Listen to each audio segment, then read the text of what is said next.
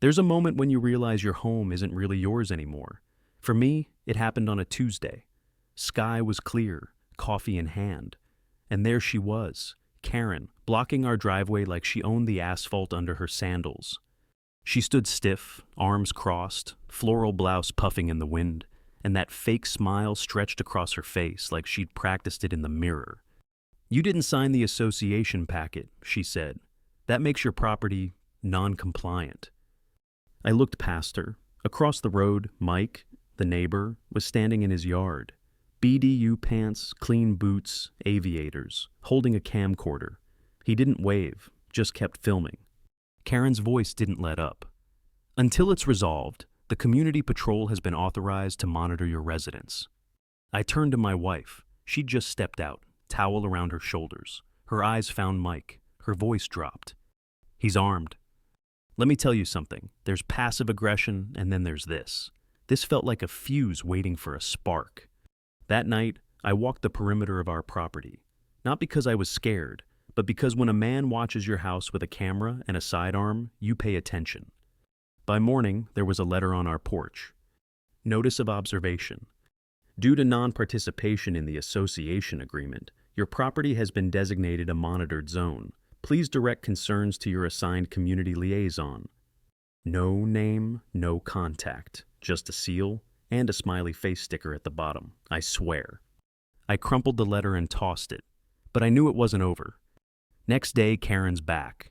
This time, she's got a clipboard, and Mike's behind her, camcorder rolling. She knocks, no smile now.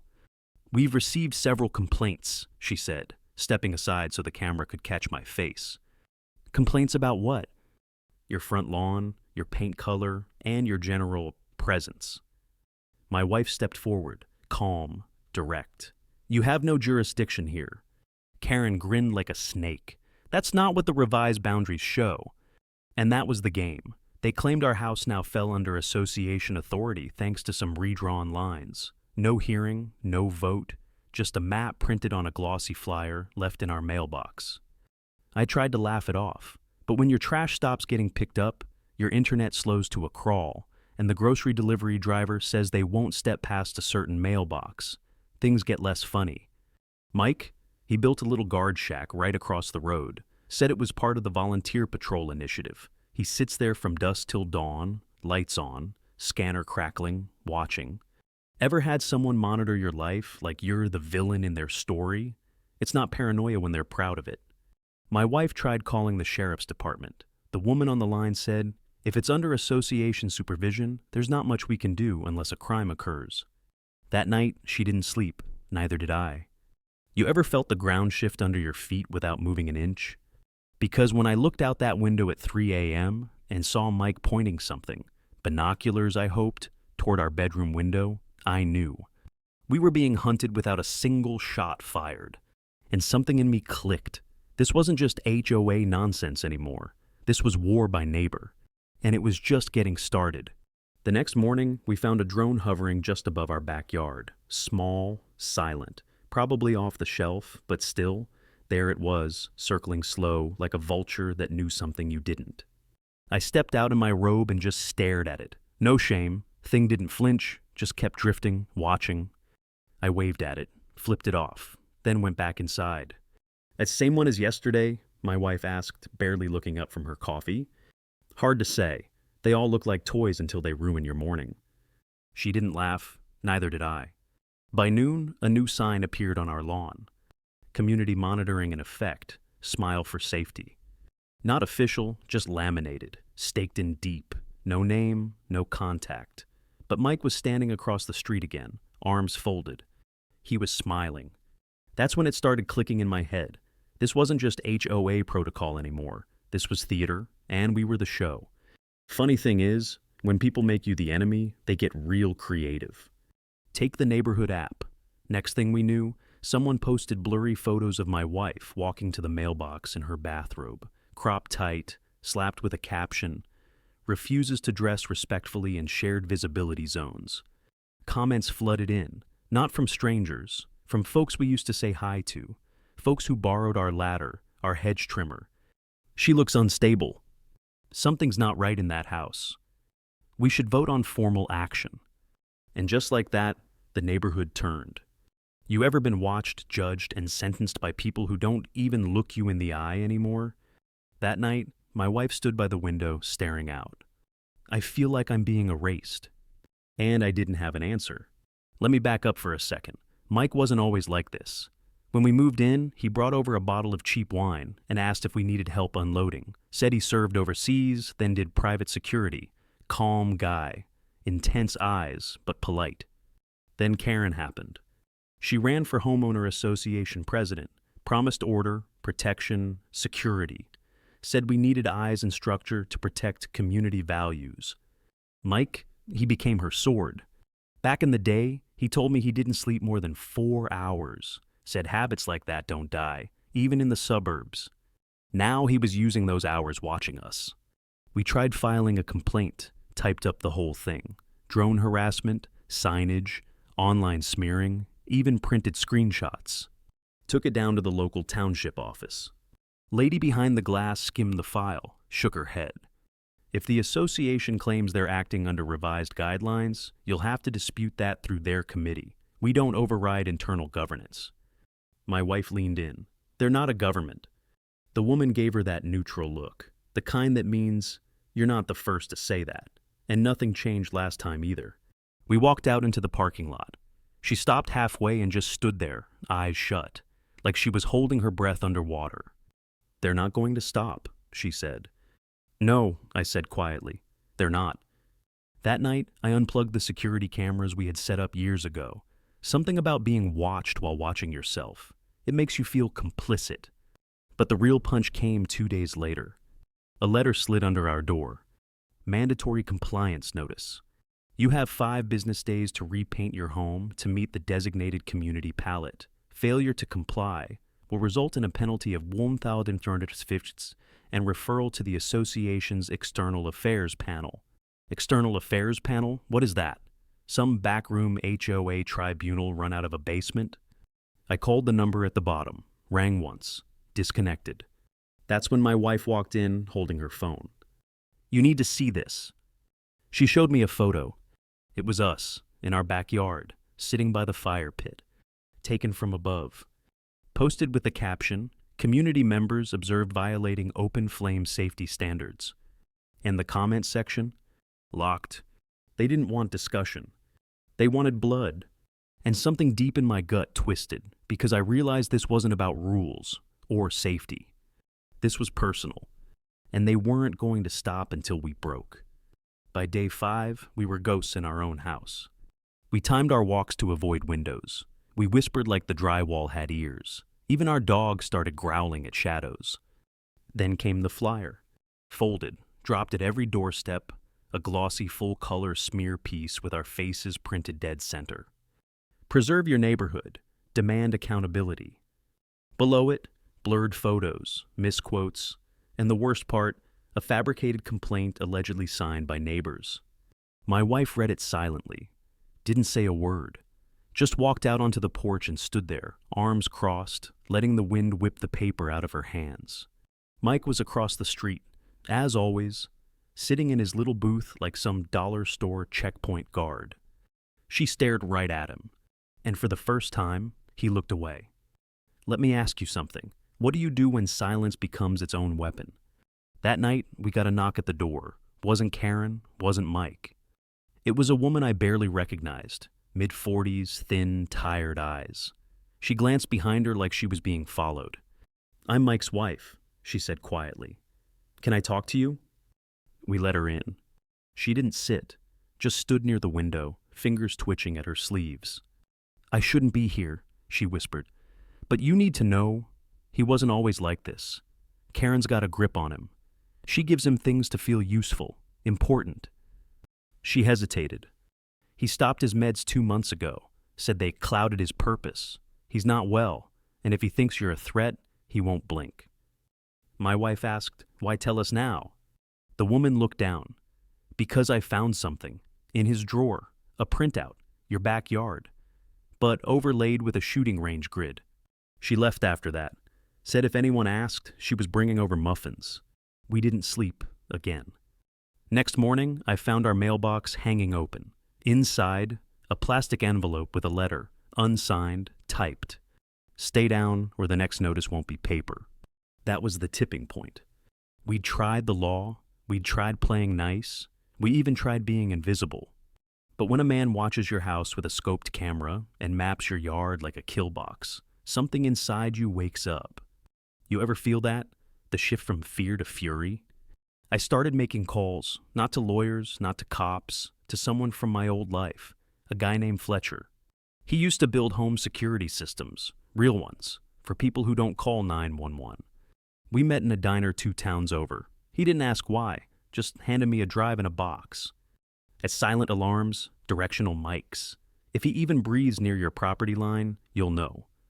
I installed them that night. Didn't tell my wife, just needed to feel in control again. Funny how control doesn't mean peace, just means you're alert while you lose your mind slower. 3 days later, Karen showed up again. Clipboard, sunglasses, smile like a snake. We've scheduled your hearing with the External Affairs panel. And I leaned on the doorframe. And what is that exactly? HOA court? She didn't flinch. It's a mediation session. You'll be allowed to explain yourselves in front of selected community leadership. Selected by who? By the association, of course. I nearly laughed. Nearly. She handed over the paper, turned to go, and paused. You've made this harder than it needed to be. People talk, they worry. This could have gone differently. Then she walked off. And I swear to you, Mike tipped his head in a little nod, like he was agreeing with her. That night, I told my wife, they want us in a room, surrounded, judged, filmed. She stared at the paper, didn't blink. Then let's give them a show they'll never forget. The hearing wasn't in some town hall or neutral office. It was held in Karen's garage. No joke. Folding chairs, a table with a plastic tablecloth, a portable coffee urn and cookies set out like this was a damn PTA meeting. 3 people sat at the front.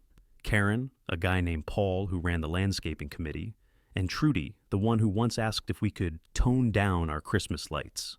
Behind them, Mike, arms folded, camcorder on the tripod. We stepped in, and every eye turned like we dragged mud into their holy place. Karen cleared her throat.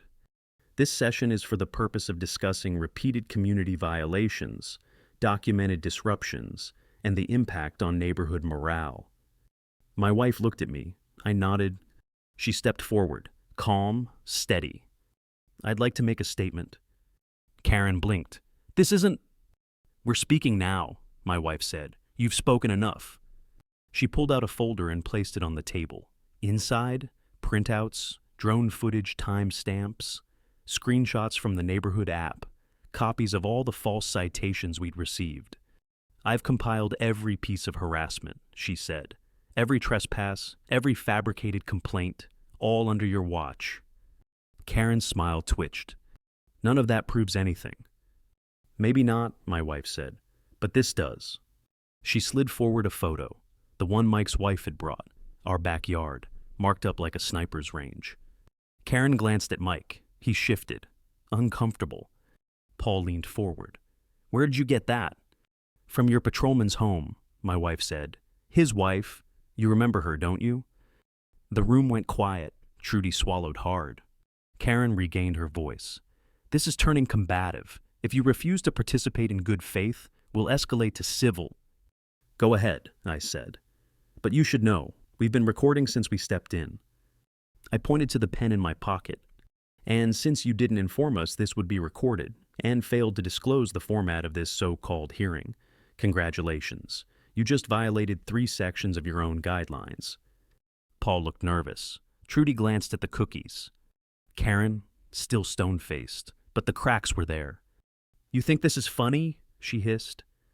No, I said, but I think your whole performance just became evidence. We walked out without waiting to be dismissed. That night, there were no drones.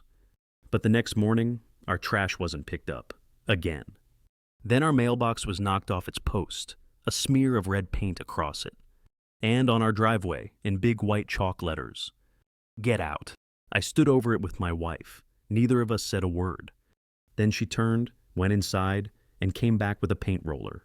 She rolled right over the message in thick black strokes. And when she finished, she wrote one word in bold letters. No. That was the moment I knew. They weren't going to scare us. Not anymore. But that kind of defiance, it has a cost. Because later that week, something happened I still replay in my head. It was late, past midnight. I was in the kitchen, lights off, just watching the road. And I saw Mike step out of his shack.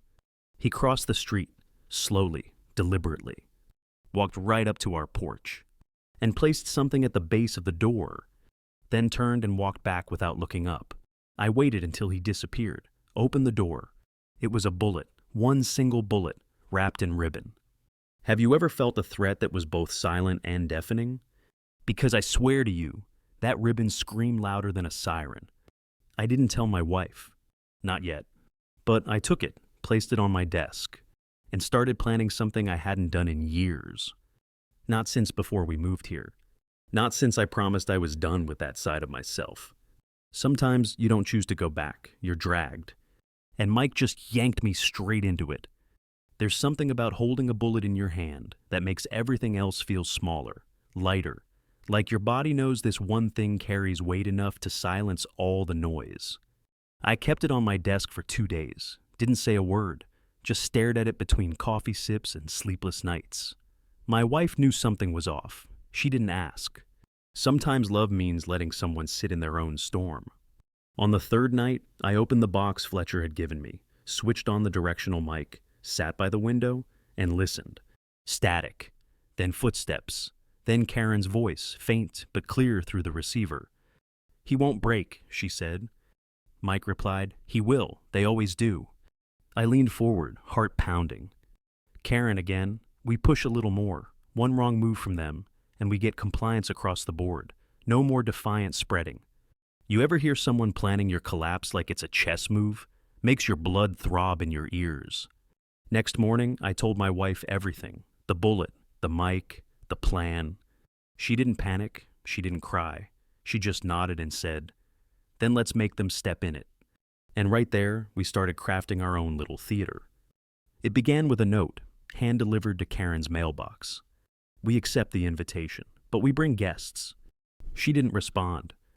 That afternoon, I stopped by Fletcher's again, picked up 2 things, a tiny signal jammer, and a custom box that looked like a router, but wasn't. "Just set it near wherever you're being watched from," he said. "Let it hum." That night, I placed it under Mike's guard shack, just tucked it there beneath the plywood. Took 30 seconds. By morning, his cameras were glitching, his mic kept cutting out, his online posts turned frantic. Something's interfering with my feed. Deliberate obstruction. Sabotage suspected. Funny how people obsessed with control fall apart when they lose just one string. But we didn't stop there. The next move, my wife.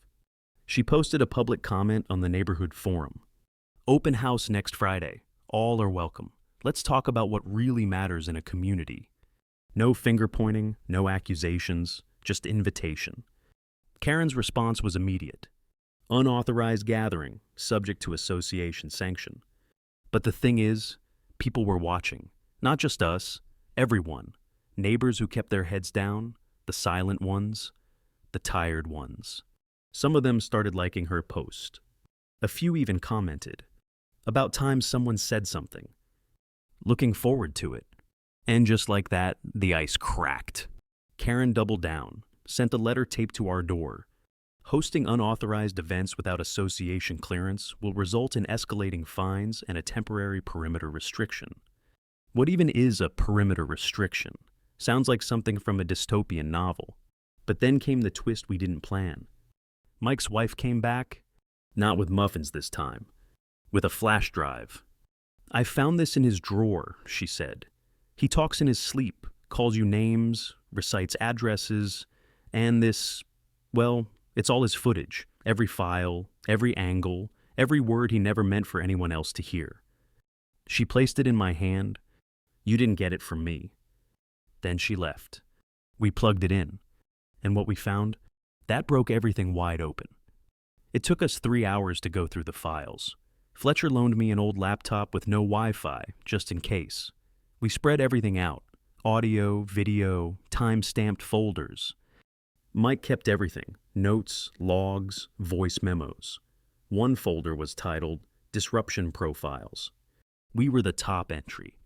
There were audio recordings of my wife on the phone, of me hammering nails, videos of us watering plants, grilling, laughing. But then, something darker. Recordings of Karen and Mike talking, unfiltered, brutal. Karen: once we break them, the others fall in line. Mike: you want it clean or loud? Karen: whatever makes them leave. And the worst? Mike had a file named Justification Draft. It was a typed-up incident report, fake, about a confrontation that never happened, one that made us sound dangerous. He was preparing something, planning ahead, like he expected to use force and just needed a story ready for the fallout. Have you ever felt your blood go cold even while you're sweating? My wife stepped back from the table and just sat, quiet, empty-eyed. I don't want to live like this, she said. I nodded. Neither do I. But what I said next surprised even me. I want them to live with it. That was the shift. We weren't running. We were flipping the script. We spent the next day making copies, labeled, organized. We didn't go to the police, didn't post it online. We printed them. 50 envelopes, each sealed with a red sticker. On the front, your neighborhood unfiltered. That Friday morning, while Mike was still asleep in his shack, I walked block to block, dropping those envelopes at every door. We didn't stick around to see the reaction. But by noon, the whispering had started. Trudy didn't wave from her lawn. Paul didn't stop his mower. No one smiled. By 3 p.m., Karen's Facebook account was gone. By 5, the guard shack was empty. But then came the pushback. A car pulled up outside. Unfamiliar sedan. 2 men stepped out. Black polos, no badges. One held a clipboard, the other had a body camera. They knocked, calm, cold. Mr. Carter? That's me. We're here on behalf of the association's Safety and Enforcement Division. There's been an incident report filed involving unauthorized surveillance and defamation. My wife stepped forward. Filed by who? Anonymous community concern. They handed me a notice. It was vague, purposefully. We'll be monitoring online activities and public displays moving forward. Then they left. It wasn't law enforcement. It was intimidation. Private actors, hired, weaponized through HOA loopholes. My wife looked at me. They're panicking. I nodded, which means we're close. That night, I went out to the porch, sat alone. No beer, no music, just the hum of suburban silence that wasn't real anymore. And from across the street, in the shadows, Mike was back, sitting in his shack, lights off, just watching. Except this time, he wasn't filming. He was holding something, a folded flag, not waving it, just gripping it, like it meant something I didn't understand yet. And I knew we hadn't seen his final move. That weekend, the neighborhood changed. People didn't talk. They whispered. Lawn chairs faced away from our house. Kids stopped riding their bikes past our driveway. We'd become a glitch in the system, a living reminder that the rules could be challenged, and nothing scares people more than that. But cracks had started to form. Monday morning, someone taped an envelope to our door. Inside, a single sheet of paper. We didn't know, thank you. No name, no return address. But the handwriting, I recognized it. Trudy. You ever see a dam start to leak? That was the first drip. But then came the flood. Karen called for an emergency association meeting. Not online, not by proxy. In person. Community center, Tuesday night. Mandatory attendance for all homeowners. We weren't invited, not officially. But we showed up anyway. Let me paint the picture. Metal folding chairs in tight rows. Karen at the front, flanked by Paul and another guy I didn't recognize. Mike stood in the back, arms crossed. Karen started speaking before we even sat down. There's been misinformation, attacks, a breakdown in civil order. But let me be clear, this association was built on structure, on standards, on protecting you. She motioned to a slide projected behind her. A photo of our house. This is what happens when we let disorder fester. My wife stood up. Show them the rest, she said. Karen blinked. Excuse me? You cherry-pick the symptoms, show them the disease. My wife reached into her bag and pulled out a printed transcript, highlighted, annotated. Your own patrolman logged over 130 hours watching us, filed fabricated reports, planned a false flag event to justify a force. I have his own voice saying it. Gasps, not loud, but enough. Karen started to interrupt, but Mike spoke first. They're telling the truth. Silence dropped like a bomb. He stepped forward, not fast, not dramatic. Just walked to the front and placed the folded flag on the table.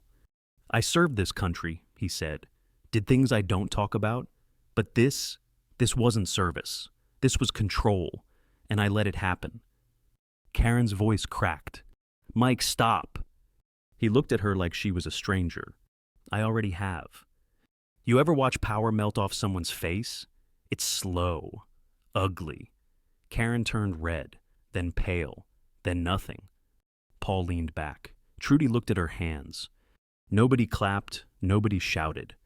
But the air shifted, and Karen knew it. We left before it ended, slipped out the side door, let the collapse echo without us. Back home, we sat on the porch. No lights, no talking. Then, from across the street, a sound. Not a threat. Applause. Soft, slow, just a few hands. But it was enough. And for the first time in weeks, I felt my shoulders drop. Like I wasn't bracing anymore. Like maybe, just maybe, the worst had passed. But as I turned to go inside, I noticed something tucked under our welcome mat. A folded envelope. Inside, no letter, just a photo of our bedroom window, taken from inside the house. I didn't show her the photo right away.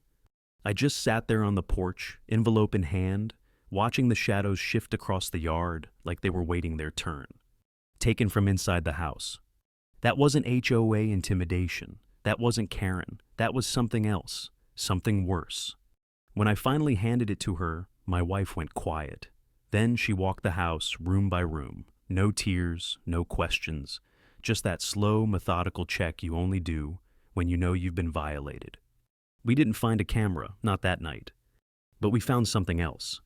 In the attic crawl space, tucked between the insulation and a support beam, an old electrical box that didn't connect to anything. And inside, wires, batteries, a micro lens, and a tiny label on the inside of the panel. Property of Community Oversight Division. Never heard of it, never authorized, and definitely not local. We looked it up. No records, no registry, just a shell name used in private contracting circles. Which meant this went beyond Karen, beyond Mike. Someone higher up was watching them too. I'll tell you something no one says out loud. Sometimes the people pulling the strings never show their face. They let little tyrants build their castles. And when those castles fall, they erase the witnesses. We had a decision to make. Run, or burn the whole game down. We chose fire. The next morning, we called a friend of mine, retired intel guy, used to run a blog that no longer exists. He owed me a favor.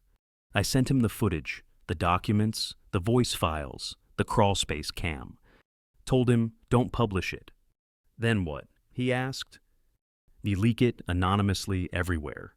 By sunset, the files were on forums, message boards, whistleblower threads. Redacted just enough to protect us, but clear enough to burn the structure down. We signed nothing. We accused no one. We just let their own words speak. You know what happens when light hits rot? It writhes. 3 days later, Karen resigned. Paul vanished from the group chat. The Safety and Enforcement Division site taken offline. Mike, he stayed. But his shack came down. One morning, it was just gone. And a week after that, he knocked on our door. No clipboard, no camera, just him. He handed me a sealed box. Inside, the bullet he'd left weeks ago. Polished. Mounted on a plaque. Underneath, engraved in small brass letters. No more watching. He didn't say a word, just nodded and left. I still don't know if it was an apology or a warning, maybe both. But here's the truth. We stayed. We kept the house. Not because we won, but because sometimes the only real victory is not letting them erase you. They wanted silence. They got memory. And if you've ever felt watched, hunted, pushed to the edge, I want you to know something. You're not crazy. Some systems are designed to break people like you. But you don't have to break. You can stand. And if this story hit you somewhere deep, smash that like button, drop a comment, or just share it with someone who needs to hear it. Because this was real. And if you're watching Karenology, you know it's never just about the HOA. It's about power. And what happens when the wrong people think they own yours?